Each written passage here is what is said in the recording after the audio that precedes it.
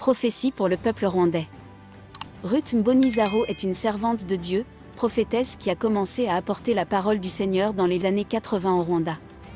Ici Ruth donne l'essentiel du message qu'elle a reçu progressivement le sens, au fil du temps. Note de la rédaction, comme pour toute prophétie, il faut discerner et juger si c'est de Dieu, selon la recommandation biblique. Ceci est donc pour informer le monde afin que les croyants prient pour le Rwanda. Ce pays a connu assez de difficultés et tragédies, toutefois Dieu ne parle pas en vain. S'il y a un jugement qui est prononcé sur un pays, il y a toujours possibilité d'annulation d'un tel jugement négatif. L'exemple par excellence est la ville de Ninive, dont le récit se trouve dans le livre de Jonas. Aussi l'ordre du récit a été légèrement modifié de l'original pour une narration plus aisée. Cela dit, rien n'a changé au niveau du sens ou des propos soutenus dans le message original. Fin de note. Introduction. Cela fait 6 ans que Dieu me pousse à donner ce message. Il m'empressait de le livrer, le publier. Lorsque j'en parlais à mon frère, et lui disais que j'ai un message de Dieu à donner, lui qui connaissait le type de message que je donnais qu'ils impliquaient souvent la politique, surtout à l'époque d'avant la guerre de 1994, il m'a dit, si tu veux être porteuse de malheur, tu n'as qu'à le dire, ou il disait tu veux le dire, tu dis dans tes messages que les gens sont pécheurs, ils le savent déjà, tu leur veux quoi? Tous les jours, Dieu m'envoyait aussi des gens pour me réprimander en disant pourquoi tu gardes ce message pour toi, pourquoi tu t'assis dessus encore si longtemps. Alors, lorsque j'ai décidé de le transmettre, j'ai cherché quelqu'un qui pourrait m'aider à le diffuser, mais en vain. Qui que ce soit que je demandais de transmettre ce message sur YouTube me disait « Oh non, laisse tomber. Laisse tomber. Ton message, celui qui le dira, finira, mort, rapidement. » J'ai même voulu chercher de l'argent, pour payer quelqu'un qui pourrait porter parole, pour livrer ce message, mais en vain. J'ai à un moment même appelé M. Karazira, pour qu'il transmette ce message, mais il m'a dit, ce message parle de guerre, et la guerre c'est pas bon. Note de la rédaction, M. Karazira est un franc-parleur et critique de la société rwandaise, fin de note. Ces derniers jours, j'ai dit à Dieu, tu le sais que Moïse t'a dit qu'il ne savait pas parler, et tu lui as donné un aide en Aaron. Et moi aussi je veux que tu me donnes un aide, pour transmettre ce message publiquement, car moi j'en suis incapable, et j'ignore comment je pourrais le faire. Mais un jour, je ne sais pas comment, sur Internet, je vois le prêtre Thomas Ndaimana, qui disait que toute personne qui aurait eu des visions, qu'il les dise. Alors pour moi j'ai vu que ce n'était pas le prêtre qui parlait seulement, mais Dieu qui parlait à travers lui, car j'avais demandé à Dieu quelqu'un, qui pourrait m'aider à le transmettre. Ainsi je lui ai transmis le message, lui demandant de le lire de sa propre voix à ma place. Dans les temps passés, lorsque Dieu envoyait un prophète, le prophète partait, sachant que 2 choses pourraient arriver. Soit Dieu fera des miracles là où il irait, ou alors que sa propre mort était une possibilité. Alors pour moi, mourir n'est pas un problème, car Dieu a déjà ajouté du temps à ma vie. Mon souci était mon frère, qui me demandait de le laisser en paix, en ne transmettant pas ce message. Et même là, que je le dis, je le lui ai caché. S'il venait à l'apprendre plus tard, il est possible qu'il termine ses jours en m'accusant de méchanceté, et de l'avoir amené un malheur, car j'aurais dit des choses qui ne devraient pas être dites. Mais moi, Dieu, je lui ai donné le droit de se servir de moi, tel qu'il trouve bon. Et si cela m'emmène à la mort, alors ce serait mon jour. Car avant la guerre, j'ai transmis des messages dans le pays, et partout où je passais, je rencontrais des tribulations, et des persécutions de tout genre. Lorsqu'il y a eu la guerre, on a voulu me tuer.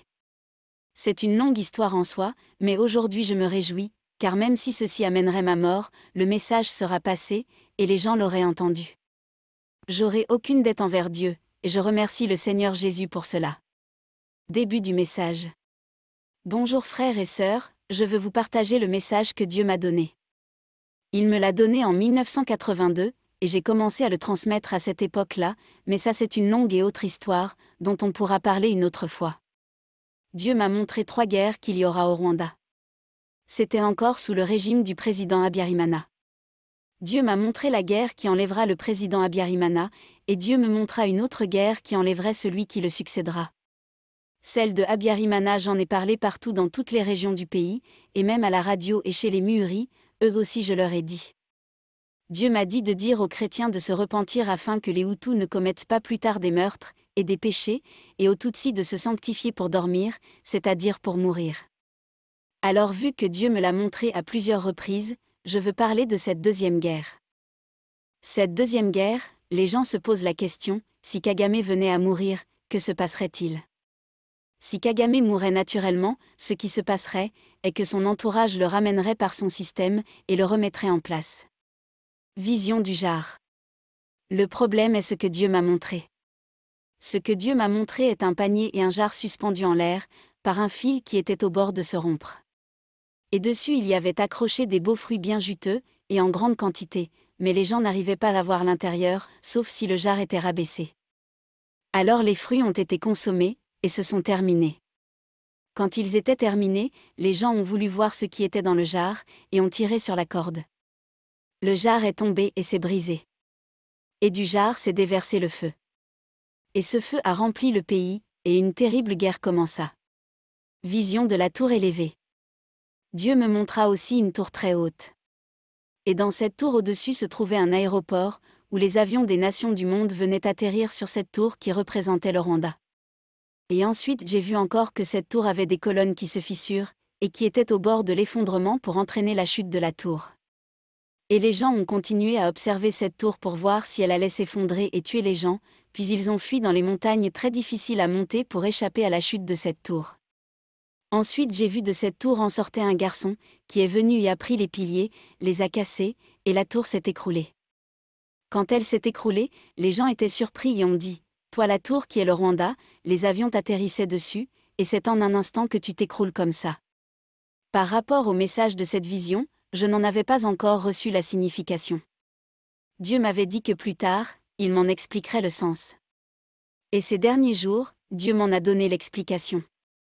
Il m'a expliqué que le jar, qui avait sur lui des fruits, représente un dirigeant puissant. Et les gens recevaient les fruits, qui sont des aides, et ils en mangeaient. Et puis au bout d'un moment, les provisions se sont écoulées.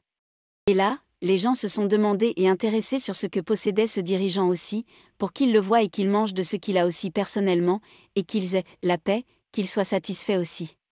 Alors le fait de tirer sur le jar, jusqu'à que le jar tombe et se brise, représente ce dirigeant qui sera fusillé. Mais j'ignore son identité, car on ne me l'a pas montré. Il aura une santé déjà faible et sera quasi sans vie, car la corde était faible et cela indiquait que si on le tuait ou pas, il n'avait, de toute façon, pas beaucoup de jours à vivre, à cause de la maladie. Dès que ce dirigeant sera fusillé, alors là, une guerre terrible commencera. Aussi dans la vision de la tour, les piliers fissurés représentaient les querelles internes. La fuite difficile dans les montagnes représente la situation de toute personne qui se trouve dans ce gouvernement. Cette personne à un moment se retrouvera fatiguée et désemparée, et elle aura beaucoup de tristesse, sans solution pour avoir la paix. Être patient sera difficile pour beaucoup de gens, surtout avec personne qui pourra te venir en aide, les gens auront peu ou pas de capacité de se défaire de leur situation. En fait, Dieu m'a montré que dans cette tour il y aura des conflits internes, et dès que ces conflits arriveront, les uns et les autres tenteront de fuir. Certains fuiront par leurs jambes, c'est-à-dire physiquement, certains par leur cerveau, c'est-à-dire dans leurs pensées. La personne se retrouvera n'ayant plus d'amour du pays, ne voulant plus y être, et donc cette personne sera aussi dans la fuite mais intérieurement. La deuxième guerre. Dans cette deuxième guerre, il y aura un confinement à domicile, comme celui qu'on vit maintenant. Note de la rédaction, l'audio original a été enregistré pendant la période de confinement liée à la pandémie, en fin 2020 ou début 2021, fin de note. Il y aura une loi qui sera mise en place, disant à tout le monde de ne pas sortir, et même de ne pas ouvrir la porte principale de leur maison. Ceux qui auront des maisons dans un voisinage protégé auront de la chance. Mais ceux qui auront les maisons avec ouverture sur rue, la raison pour laquelle ils diront à tous de ne pas sortir de chez eux est que les responsables de ces annonces voudront aller faire sortir les gens qu'ils ne veulent pas, de leur maison, et de les tuer méthodiquement. Alors, j'ai vu comment le Rwanda aura fait son enquête dans les pays, un peu partout dans le monde, cherchant les gens qui ne vont pas à l'ambassade, et qui sont dans le pays sans les documents rwandais. Pour tout cela, ils devront d'abord les identifier, et dès que la guerre commencera, leurs familles respectives seront toutes effacées. Donc, il y aura le nettoyage des familles Tutsis qui ont de la famille à l'extérieur. Ce sera un deuxième génocide, et il y aura un deuxième Arusha. Ils tueront toutes ces personnes, Et ils tueront aussi les Hutus. Après ces premières tueries et ce confinement dans les maisons feront que, les Hutus et les autres diront si nous ne nous levons pas, ils nous extermineront, levons-nous, ouvrons nos portes, et battons-nous, et qu'ils viennent se battre dans un combat des pierres. Et ensuite, il y aura un ordre disant que certains soient rassemblés dans les maisons, et de les brûler dedans. Et les autres, il y aura un ordre disant de prendre une personne parmi d'autres, et de la forcer à tuer. Cette guerre se terminera, avec chaque personne dans le pays du Rwanda, qui aura tué quelqu'un. Celui qu'on ordonnera de tuer d'autres, et qui refusera, sera le premier à être tué, devant les autres, afin qu'il soit terrorisé. Donc, quand cette guerre aura lieu. Et les nations étrangères verront comment les tueries seront en train de se passer. Là ils tenteront d'intervenir, et de secourir. Après l'intervention internationale, ceux qui seront au Rwanda, fuiront au Burundi. Au Burundi, j'ai eu la vision d'un dirigeant qui sera en accord avec ceux du Rwanda, mais ne me demandez pas son identité, car je ne le connais pas. Simplement je sais qu'il sera en bon terme avec le Rwanda. C'est là où ils fuiront. À partir de ce temps-là, il y aura le deuxième Arusha, pour récupérer ceux qui se seront réfugiés au Burundi. Là, on les jugera concernant les crimes de 1994, et les crimes de cette guerre, qui aura suivi. Quand cette guerre finira, les gens du Rwanda seront considérés comme des gens maudits. Les gens dans le monde appelleront un Rwandais, pour le parler, et ils le regarderont simplement pour l'observer disant « Je voulais voir à quoi ressemble un Rwandais, car vos actes, vos crimes, nous dépassent l'entendement, maintenant continue ton chemin. » La guerre se terminera, et les Rwandais seront considérés comme des maudits. De la même manière que les Intera Amwe sont poursuivis actuellement dans le monde entier, c'est ainsi que les membres du gouvernement en question seront poursuivis lorsque cette guerre aura eu lieu. Alors Dieu m'a demandé de le dire, mais concernant la première guerre, je l'avais déjà dit à l'époque. Si vous le voulez, je pourrais revenir dessus pour vous, mais concernant la suite, c'est ainsi que ça va se passer. Une autre chose, lorsqu'ils seront sortis du pays, tous les réfugiés rwandais qui auparavant avaient fui la guerre, rentreront. Personne ne les obligera à rentrer. Chacun trouvera qu'ils n'ont aucune raison de rester à l'extérieur du pays. Ils rentreront, et il y aura un gouvernement de paix. Ce gouvernement-là mettra une politique de donner des postes de fonction publique à un Hutu et à un Tutsi, et en pair, de façon que personne ne pourra se plaindre d'être victime de racisme, d'ethnicisme, de tribalisme ou de sa provenance géographique. Ce sera un gouvernement pacifique et réjouissant, et un gouvernement compétent, juste aux yeux des hommes et aux yeux de Dieu. La troisième guerre. Après cette période-là, il y aura une troisième guerre qui tentera de destituer ce gouvernement qui suivra. Ce ne sera pas une guerre ethnique, car l'ethnicisme n'existera plus. Ce sera un coup d'État politique, pour prendre le pouvoir seulement. Quand cette guerre arrivera, elle sera intense et lorsqu'elle finira, au Rwanda quelqu'un pourra parcourir plusieurs secteurs d'une commune entière, sans trouver une autre personne. Les chemins et routes se détérioreront. La nature reprendra ses droits sur les chemins et les routes. Il y aura énormément de maisons non habitées, et de champs inexploités. Ce sera tellement grave que lorsqu'une personne rencontrera une autre, ce sera comme voir un ange. Et la personne se prosternera et dira, « Si tu es un ange, je t'en prie pardonne-moi, et aussi si tu es un humain, je t'en prie pardonne-moi. » Car nous nous battions pour le pouvoir, et les autres pour les terres, les champs agricoles et les maisons et maintenant voilà que tout reste là sans personne, et ça ne sert plus à rien. Après cette troisième guerre, il n'y aura plus jamais de guerre. C'est ainsi que les choses se présentent. Que pensez-vous de ce message jusque-là? Commentez si vous avez reçu des messages similaires ou contradictoires. La vérité se discerne. Continuons avec le reste du message. Vision de l'encensoir des prières des Rwandais.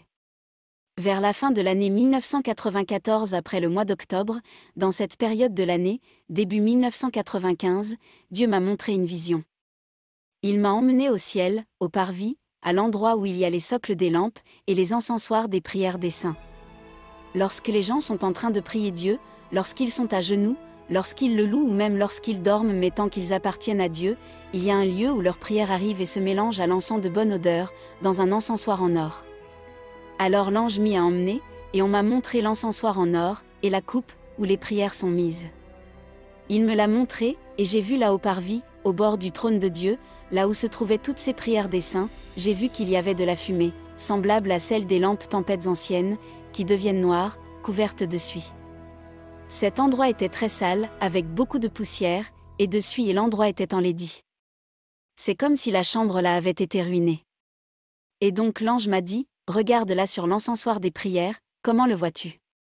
Je lui ai dit, je vois qu'il y a une mauvaise fumée noire. Il n'y a pas de paix, ou quelque chose de bon là-bas. Et il dit, voici ce que tu iras dire aux gens, que voici ce que Dieu dit. Vos prières, vous les Rwandais, Dieu va jeter par terre, votre encensoir de prière. Car Dieu n'a plus besoin de vos prières. Il m'a dit, voici comment les gens sont. Ils prient mais en vérité, leurs prières arrivent, elles sont des fumées étouffantes et sombres. Et elles ont de mauvaises odeurs. Alors je vais me débarrasser de cet encensoir, et ainsi personne ne pourra approcher ce lieu. Après m'avoir montré tout cela, il me dit, maintenant tu vas aller dire aux gens, tu vas aller, et circuler dans tout le pays, et tu vas visiter, et poser des questions aux gens. Aux Hutus, tu les poseras, quelle est la chose que Dieu peut faire pour vous? Pour que vous puissiez le remercier, et pour que vos plaintes cessent. Quelle est cette chose? Et tu demanderas aussi aux Tutsis, qu'est-ce qui peut être fait pour vous par Dieu, qui vous ferait dire, ce qui s'est passé, mais là maintenant, Dieu nous a répondu. Quelle est cette chose? Dites-le-moi. L'ange ajouta, je les mets à nu, devant toi, ils ne pourront rien te cacher. J'ai alors circulé tout le pays, en posant ces questions-là, sans que personne ne sache la raison de ces questions. Dieu m'avait envoyé pour poser ces questions. À cette époque, je travaillais à MSF, et Dieu m'a dit de quitter mes fonctions, pour aller apporter le message. Il m'a dit, va leur demander, et ce qu'ils te diront, s'ils te disent, c'est Dieu qui doit répondre, je répondrai. S'ils te répondent, que c'est tel dirigeant qui doit répondre, tu iras vers ce dirigeant, et lui le fera savoir. Alors j'ai circulé le pays disant, au ciel, il y a une question concernant les prières qui n'atteignent plus l'encensoir, parce que vos prières sont mauvaises. Quelle est la chose que Dieu peut faire pour vous, pour que vous puissiez le remercier? J'ai posé la question aux Hutus, et ils m'ont répondu, ce que Dieu peut faire pour nous pour qu'on lui en remercie, serait qu'il nous redonne les bons temps d'avant la guerre. Là où personne n'était incarcéré ou frappé. Qu'on puisse dormir sans se poser la question, si demain on sera encore en vie, et qu'on vive en paix. Alors aux Hutus, je leur demandais alors, est-ce que vous voulez qu'il y ait des tribunaux justes, et qu'il y ait des condamnés selon la justice, c'est-à-dire que celui qui a tué soit puni, que celui qui a volé, restitue ce qu'il a volé, et que ceux qui restent qui n'ont rien fait de mal, vivent en paix? Les Hutus m'ont dit, non, ce n'est pas ce qu'ils veulent. Ils préféraient plutôt que tout soit libéré, et qu'ils puissent sortir tous les prisonniers et qu'ils ne soient plus poursuivis. J'ai dit, mais vu que Dieu veut un peuple uni, et qu'il veut répondre aux Hutus et aux Tutsis, si on libère les gens qui ont tué et qu'ils retournent dehors, comment ça se passera pour les familles des victimes? Et là, ils me laissaient et n'avaient rien à ajouter. Et je leur disais alors si vous n'avez rien à demander à Dieu pour qu'il fasse un tribunal véritablement juste, alors il va vous abandonner. Et Dieu m'a dit que lorsque ce sera fini, le pays du Rwanda, Dieu va le nettoyer comme on nettoie et enlève les excréments du sol. C'est comme ça aussi qu'il va nettoyer le pays des gens. Et j'ai continué, en posant la question aux Tutsis, voilà que Dieu m'a dit, que vos prières ne sont pas admises dans le parvis de l'Éternel, car vous apportez un encens de très mauvaises prières, remplies de haine et choses semblables. Vous ne venez pas prier Dieu en le remerciant, or que vous avez besoin de lui demander sa volonté, afin de savoir ce que vous devriez faire. Plutôt vous amenez des plaintes, du meurtre, et des choses semblables. Ce sont ces choses-là, qui se trouvent actuellement au parvis de l'Éternel. Alors dites-moi, qu'est Dieu peut faire pour vous, qui vous ferait dire que ce qui s'est passé, est passé? Et que même si nous avons perdu nos bien-aimés mais là maintenant Dieu nous a répondu. Je leur ai demandé, est-ce que Dieu vous a répondu, vu que vous avez un gouvernement de Tutsis, qui est là? Qu'est-ce qui fait que vous soyez insatisfaits? Dieu n'a-t-il pas répondu à vos prières? Si Dieu ne vous a pas répondu, alors quelle est cette chose qu'il pourrait faire pour vous? Dites-le-moi. Ils m'ont dit que Dieu ne les avait pas répondu, que les Hutus sont venus et les ont tués. Non seulement ça, mais ils ont aussi volé leur affaire, et personne n'a été jugé. Et donc maintenant, ils vont les accuser, et les emmener en justice, pour qu'ils soient condamnés, ou au moins jugés. Et ces affaires judiciaires dans lesquelles ils mettent l'autre ethnie sans cesse, sont dues à quoi? Ils m'ont dit que c'est parce qu'ils savent qu'ils ont tué des gens, pourquoi Dieu les permet même qu'ils puissent se défendre, pourquoi Dieu ne fait rien. Je les ai demandé, le gouvernement ne vous satisfait-il pas?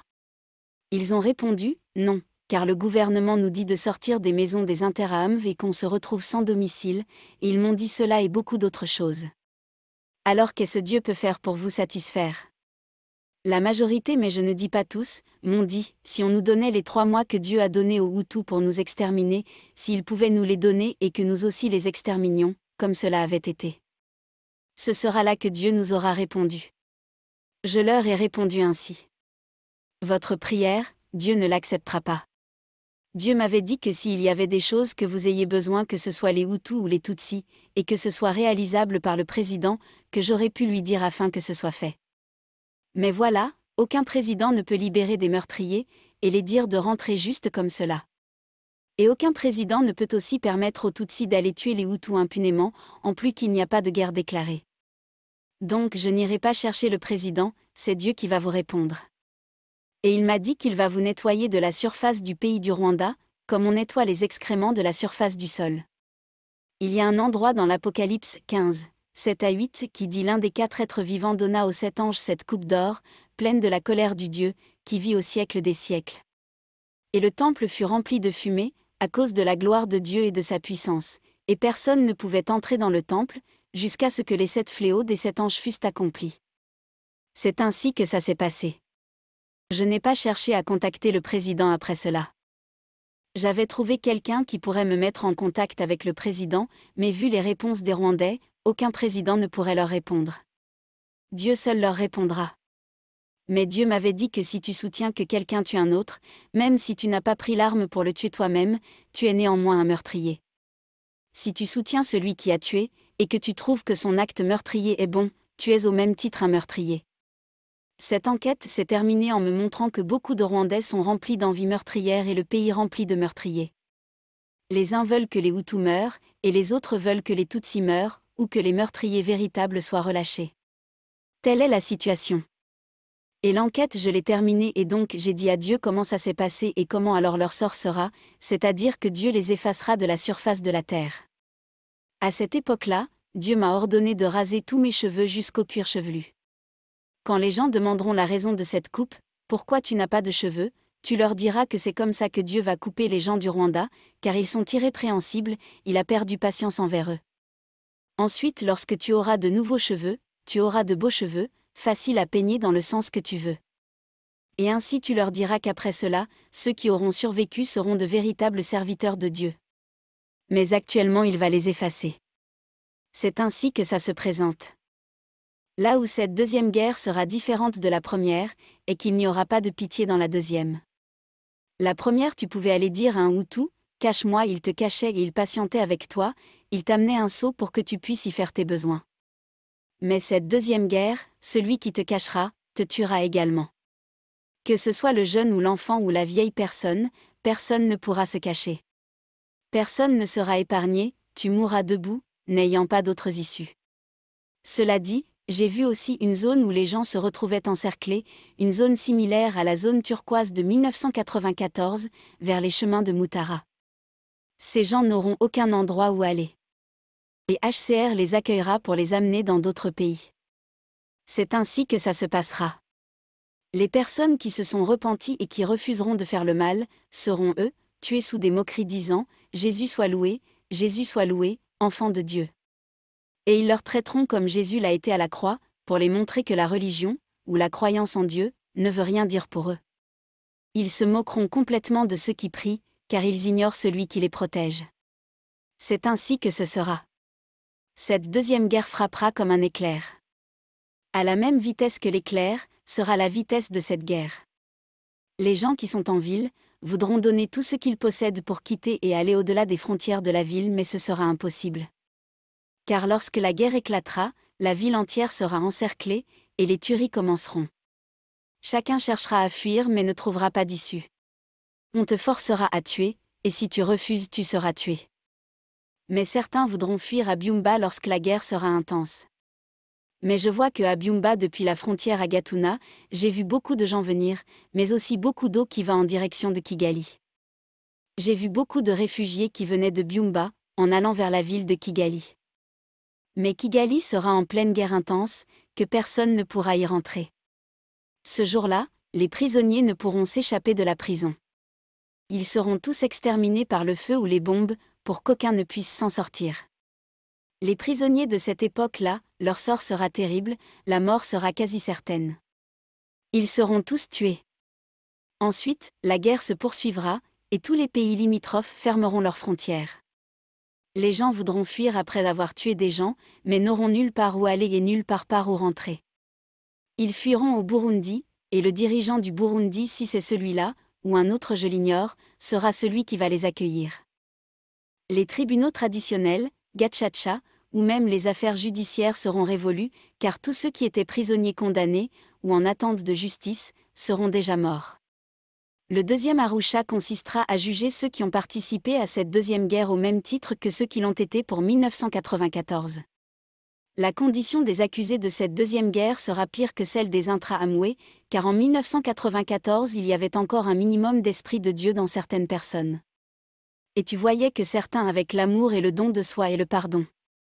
Dans cette guerre il n'y aura aucun pardon, aucun don de soi, seulement de la méchanceté. Toute personne qui survivra cette guerre sera accusée d'avoir fait couler le sang des gens. Aucun d'eux ne sera saint, chacun aura les mains remplies de sang. Aussi il n'y aura pas moyen de fuir cette guerre, une fois commencée. Ce ne sera pas possible. Ça sera tellement rapide, et les confinements dans les préfectures seront immédiats et méthodiques de quartier en quartier. La deuxième guerre touchera sa fin, et c'est seulement après cela qu'il y aura l'unité, et l'amour. Là, le désir du cœur de chacun sera satisfait immédiatement. Enfin il y aura les tribunaux de ces personnes-là. C'est ainsi que la deuxième guerre se déroulera. Beaucoup de gens se mettront dans une seule maison mais alors ils seront brûlés ou des grenades seront lancées sur eux. Ceux qui mourront et les autres tueront pour survivre. Le pays entier sera rempli de corps en surface, n'ayant personne pour les enterrer. Les corps seront recouverts d'un peu de terre seulement. La surface des chemins seront recouverts de cadavres. Et comme je l'ai dit précédemment, les croyants aussi participeront, car ceux qui ne le feront pas seront torturés et tués comme Jésus l'a été. Voilà pourquoi cette guerre sera atrocement terrible. Celui qui ne voudra pas tuer son prochain, ne sera pas accepté par le gouvernement de ce temps-là de guerre. C'est ainsi que ceux qui sortiront de cette guerre seront tous accusés des deux génocides. Celui des Tutsis, celui des Hutus et des dissidents. Concernant les organismes internationaux d'aide, tels que HCR, la Croix-Rouge ou Médecins sans frontières, si ces organisations décident d'aller sur place pour aider les gens, ils seront tués aussi et ignoreront les auteurs des faits et ainsi ne pourront pas porter accusation non plus. Dans cette guerre il y aura aussi une famine terrible pour ceux qui survivront ou ne seront pas encore morts. En plus, il n'y aura pas de pays de refuge ou de secours réel. En ce moment Satan a incité toutes les nations où se trouvera la guerre et où des actions humanitaires se feront, à maltraiter les organisations d'aide qui tenteront d'y intervenir, car ils seront considérés comme faisant partie des pays qui créaient en réalité ces mêmes conflits. Il est bon donc qu'ils soient prévenus que s'ils viennent à vouloir intervenir, ils n'auront pas la paix, et ne trouveront pas moyen d'intervenir en aide. C'est ainsi que ça se passera. Il n'y aura pas de blancs dans ces organismes qui viendront aider, soigner ou traiter les malades et consorts, comme cela a été dans les guerres passées, où on voyait la Croix-Rouge ou le HCR faire, avec les blessés et les malades. Dans cette guerre il n'y aura pas de tout cela, il y aura la tuerie seule, et des tueurs seulement. Ceux qui viennent au devant de la scène pour intervenir en aide n'y seront pas présents, car le niveau de massacre dépassera l'entendement. Tous seront choqués de ce qui se passera. Ils seront sans mots et gémiront dans leur cœur. Car vous savez les gens pleurent quand ils n'ont pas encore été témoins de la chose. C'est comme une femme qui a ses contractions, les contractions sont les choses les plus douloureuses qui soient, mais la femme même si elle pleure, les larmes n'apparaissent pas. Pleurent ceux qui voient peu, mais ceux qui voient beaucoup n'ont plus de larmes. Aussi dans ces temps-là, les gens ne pleureront pas, ils gémiront seulement dans leur cœur. C'est pour cela que Dieu m'a dit de dire que ceux qui veulent sortir du pays, doivent partir avant qu'il ne soit trop tard. Celui qui ne partira pas avant le temps et que la guerre éclate ne devra pas demander à Dieu de le pardonner. Le temps de sortir est maintenant. Et quand j'ai quitté le pays, je leur ai rappelé cela, mais beaucoup ont dit que depuis qu'elle l'a annoncé rien ne s'est passé.